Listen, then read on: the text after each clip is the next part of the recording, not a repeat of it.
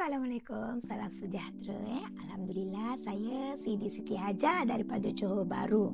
Jadi saya pun ada sejarah dan storynya kenapa saya betul-betul komit untuk di Healthy Way. Sebab salah seorang sepupu saya yang mana namanya adalah Roslinda yang mempunyai kanser rahim 3 tahun kemudian menjadi stroke.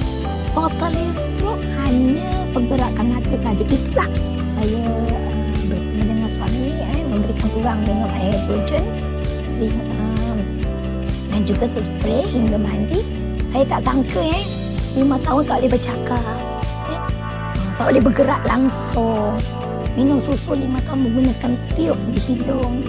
Menjadi satu perubahan yang sangat-sangat luar biasa, yang mana lepas bulan keempat badan yang begitu kaku, yang mata hanya bergerak, dia sistem urat saraf seolah-olah seperti orang mulai daripada koma pergerakan badannya.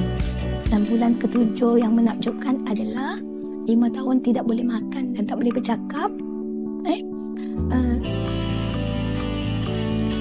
Doktor cabut tiup daripada hidung kakak sepupu saya, sehingga fungsi kerongkong dia dah boleh untuk menelan makanan. Itulah ajaibnya air hidrogen di Tasbih Healthy Way. Daripada situ saya sebagai konsultan pelaksanaan kilang-kilang memang totally 100% bertukar terus kepada Healthy Way.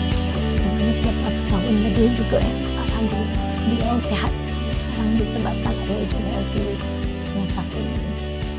Senyum, sabar dan sentiasa bersyukur, pasti berjaya, insya-Allah. Oh yes.